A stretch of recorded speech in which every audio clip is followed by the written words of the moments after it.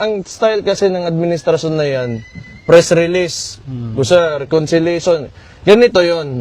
Listen to me. Itong nangyari, di ba, pagkatapos ng eleksyon, so naratol sila, sa Binisaya pa. Parang shaken sila with the results. Kasi, nung pagsabi niya, 12-0, papasok sila. Then, ang nangyari, wala, watak-watak. Diba, yung resulta ng election, you have the administration, madumi na nga kayo maglaro, tapos ganun pa yung result na nakuha nyo. So, may mass resignation ngayon nangyari. Now, I have this theory.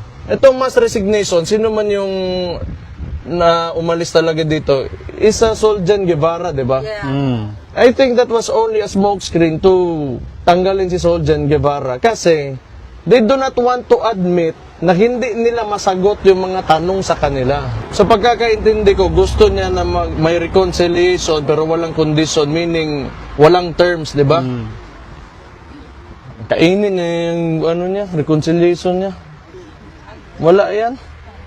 He's been lying since he became president.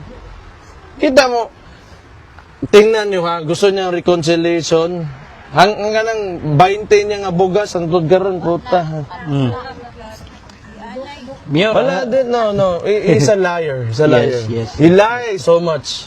Maraming basis na. Puro kasi nungalingan yung tao na yan. And ang style kasi ng administrasyon na yan, press release, gusto reconciliation. Ganito yon. Listen to me. Itong nangyari, di ba, pagkatapos ng eleksyon, so naratol sila, sa Binisaya pa. Parang shaken sila with the results. Kasi, nung pagsabi niya, 12-0, papasok sila. Then, ang nangyari, wala, watak-watak. And we do not even know kung saan kinuha ni Bam at saka ni Kiko Pangilinan yung boto nila. Huwag na natin pag-usapan yan because pero, di ba, yung resulta ng election, you have the administration, madumi na nga kayo maglaro, tapos ganun pa yung result na nakuha nyo. So, may mass resignation ngayon nangyari. Now, I have this theory. Itong mass resignation, sino man yung na umalis talaga dito, is Soljan Guevara, di ba? Yeah. I think that was only a smokescreen to tanggalin si Soljan Guevara kasi they do not want to admit na hindi nila masagot yung mga tanong sa kanila. And I do not know kung ano ang gagawin nito ang bagong Solicitor General for the administration. So, yan, puro PR, puro positioning, puro angling sa media, and puro propaganda. That's all that you will get from this administration. It's been 3 years and it's been like that. So do not expect that things will get better dahil sa sinabi niya may reconciliation and he's trying to man up and no. Like what PRD said, and it clearly shows, ngayon midterm na ito, that he is weak. And nakita natin yan ngayon sa midterm elections na talagang mahina siya. Mayabang pa, magsabi ng 12-0, 12-0. Talo ang mga kandidato niya. Ito naman ang pagbara ni Attorney Castro kay Baste. Sino ba talaga ang liar? Ito ba'y patungkol sa sinasabing reconciliation? Sana po, napakinggan niya mabuti kung ano ang bawat salitang nanggaling sa Pangulo. Malaki po ang pagkakaiba ng open for reconciliation at nag-o-offer ng reconciliation. Yusek, magandang hapon.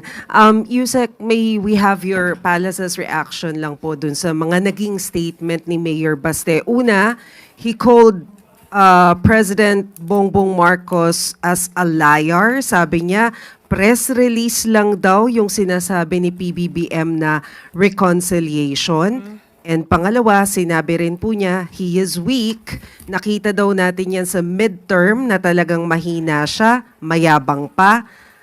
Magsabi ng 12-0, natalo naman daw yung mga kandidato niya. Yun po muna, ma'am.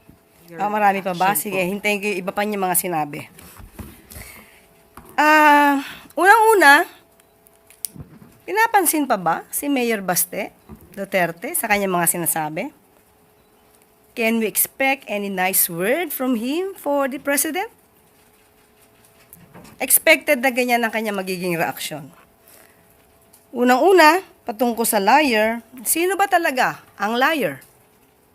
Ito ba'y patungkol sa sinasabing reconciliation?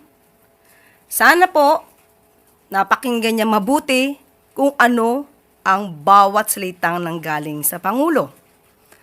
Tinanong po siya ni Mr. Anthony Taberna kung open ba siya for reconciliation. If I'm not mistaken, that's the word. Open.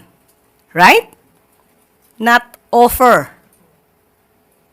So, malaki po ang pagkakaiba ng open for reconciliation at nag-o-offer ng reconciliation. Bilang ama ng bansa, tatanungin siya kung siya ba ay open for reconciliation sa mga Duterte at sa ibang mga taong maaaring nag-o-oppose sa mga polisiya niya.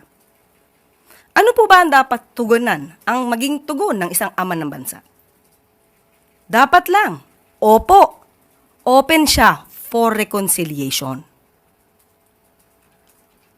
Sino ba ang matinong leader ang hindi open for reconciliation?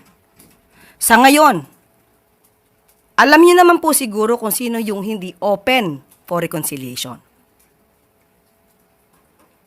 At sinabi rin po ng Pangulo na hindi lamang po mga Duterte, bakit lagi po kasi sa kanila lamang nakatuon. Sinabi po, maliwanag, uulitin po natin, open for reconciliation ang Pangulo sa mga Duterte at sa lahat ng tao na maaaring oposisyon or may oppose or may opposition sa kanyang mga polisiya. Dahil gusto niya po na makapagtrabaho na maayos, magkaroon ng stability ang gobyerno para matugunan ang lahat ng pangangailangan ng taong bayan. So wala pong nagsisinungaling dito. So maaari lamang po na itong si Mayor Baste ay hindi niya naintindihan ang pahiwatig ng Pangulo patungkol sa reconciliation o siya ay napapaligiran ng mga fake news peddlers na kung ano-ano ang sinasabi sa kanyang mga idea. So, nakakaawa po yung ganun. Okay, sa pangalawa, he is weak, mahina at mayabang.